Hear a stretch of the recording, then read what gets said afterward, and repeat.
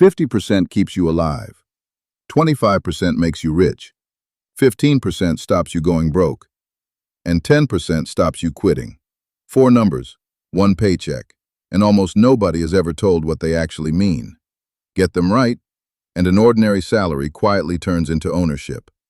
Get them wrong, and you can earn a fortune across your entire life and keep almost none of it. Here's the proof.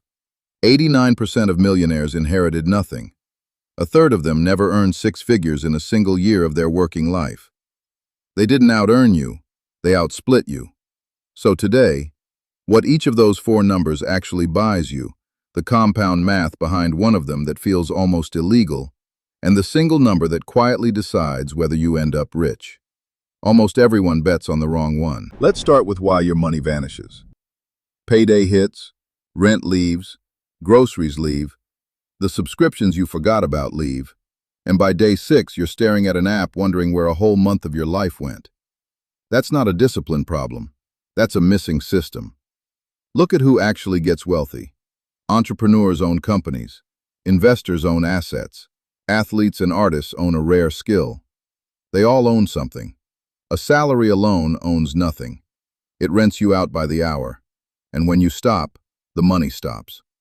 Ownership is the only thing that keeps paying while you sleep. You've probably heard of 50-30-20 from a Harvard professor and her daughter back in 2005. Decent idea, terrible math for today. Most households already spend 60 to 70% on so-called needs alone. So here's the version that survives 2026. 4 buckets: 50, 25, 15, 10. And here's the question to hold on to. Which one of these four numbers actually decides whether you get rich? Keep your guess. The answer is at the end, and it's not the one you're thinking of. 50% of your take-home pay covers your needs, the bucket that keeps you alive, and the ceiling that makes everything else possible.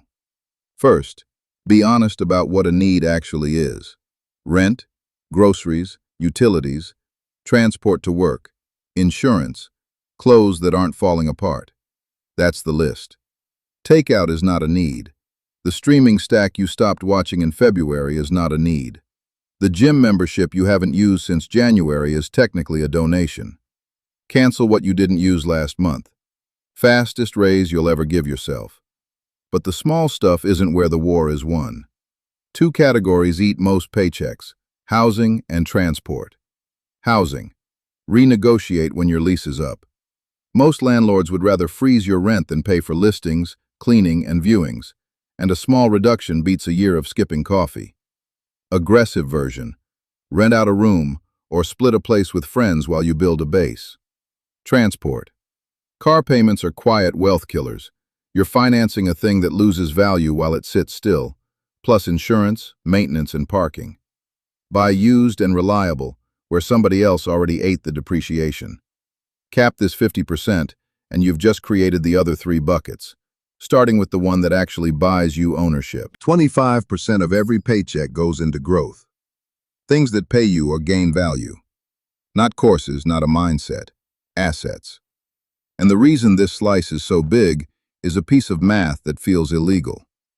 Meet Emma. She starts at 20, invests $200 a month, stops at 60. Now meet Larry.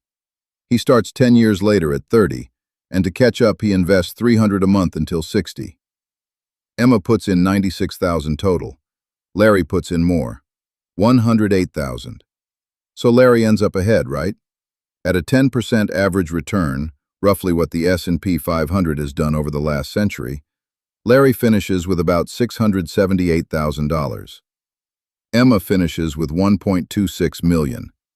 She invested $12,000 less and ended up with roughly $587,000 more. The only difference was 10 years of doing nothing. Compounding rewards boredom more than brilliance. So what do you put the money in? Think of a ladder. Bottom rung, boring, where most people should start. Index funds, a slice of the whole market instead of guessing which company wins. Next, real estate, or property funds if you can't buy a building. Middle, an income skill. Writing, sales, code, the only asset nobody can take from you. Higher, an online business, which can pay brilliantly and fail a few times first. Then individual stocks. Without real research, that's guessing with extra steps. Top rung. Crypto, gold, collectibles. Moonshots. Fun to try, never the foundation. Now, where you hold this matters as much as what you buy. Quick disclaimer. I'm a badly drawn stick figure, not your financial advisor. But one free money rule is worth knowing. If your employer matches retirement contributions, that match is an instant 100% return on the matched part. Turning it down is the only guaranteed way to lose money by doing nothing. In the U.S., the tax-sheltered accounts are the 401k, $24,500 this year, and the Roth IRA, capped at $7,500, where the growth comes out tax-free later. Outside the U.S., look up your country's version. The UK has ISAs. Almost everywhere has something. The point isn't the acronym. The same investment inside the right account saves you thousands over a lifetime. And here's the trap that catches thousands. They open the account, transfer money in every month, and invest in nothing. It sits there as cash, quietly losing to inflation, while they think they're investing. Open it, fund it, then actually buy something. Then automate the transfer for the day your salary lands. Money you never see is money you never spend. 15% goes to stability, the boring bucket that keeps you in the game. Why it exists? 41% of Americans got knocked off their entire financial plan by one unexpected expense. One transmission, one root canal. Without a cushion, that bill lands on a credit card at over 22%, and now compounding works against you. Or worse, you sell your investments at the exact moment the market is down. So add up your bare-bones monthly costs: rent, food, utilities, transport, insurance. Not Netflix. That's your baseline. Multiply by 3 to 6 months. If your income is unpredictable, aim for the top of that range. Then 3 rules for where it lives. 1. Reachable within 24 hours. A fund you can't touch in an emergency isn't an emergency fund. 2. Zero risk. Not stocks, not crypto, nothing that can be down 20% on the day you need it. 3. It still has to earn. The average savings account pays 0.38%. High-yield accounts pay around 4%. Same money, same safety, 10 times the return. And one promise: whenever you use it, you refill it with the next paycheck. The last 10% is for fun. Guilt-free, on purpose. And no, this isn't the soft part of the video. It's the reason the other 90% survives. A budget with zero joy in it has the same life expectancy as a January gym membership. People don't quit because the math is wrong. They quit because it feels like punishment. Then blow 3 months of progress in one weekend. So put it in a separate account and automate 10% into it on payday. One rule: when it's empty, it's empty. You do not raid the other 3 buckets, and you do not borrow from next month. And for the most value per dollar, buy experiences over objects. A weekend trip, a concert, dinner with people you like. You'll still have that in 10 years. The impulse buy that felt amazing for one afternoon ends up in a drawer next to the other ones. Okay, the question from the beginning. Which of the 4 numbers decides whether you get rich? Most people say 25, the growth bucket. The investing one, obviously. Wrong. It's the 50, because that ceiling is the only number that decides how big the other 3 can be, and the only one you fully control. Watch. 2 people, same take-home pay, $4,000 a month. Person 1 caps needs at 50%, so growth gets $1,000. Person 2 lets needs drift to 70, nicer apartment, bigger car, plus rising prices, so growth gets about $200. Same salary, same discipline everywhere else. 30 years later at 10%, person 1 has around $2.26 million. Person 2, $452,000.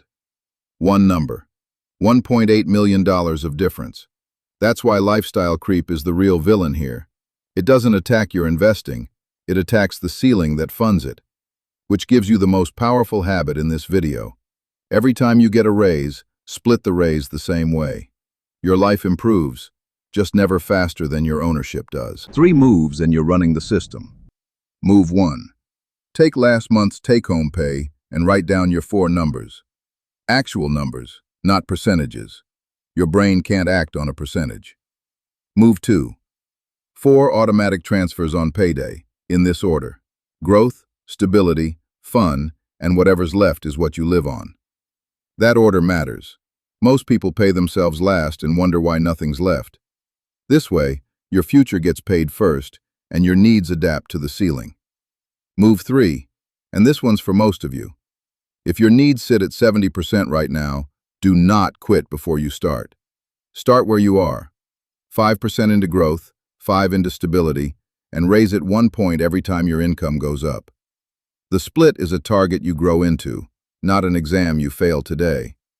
Because the people who build wealth aren't the ones who found the perfect fund. They're the ones who kept feeding 4 boring buckets while everyone else waited to feel ready. So that's the whole system. 50 keeps the lights on. 25 buys ownership. 15 keeps you in the game. 10 keeps you sane. And if your 50 is broken, everything above it is broken too. Next video. Every type of debt, ranked from harmless to life-ruining, because one of them quietly cancels this entire system. Subscribe so you catch it. And tell me in the comments, which bucket is broken for you right now?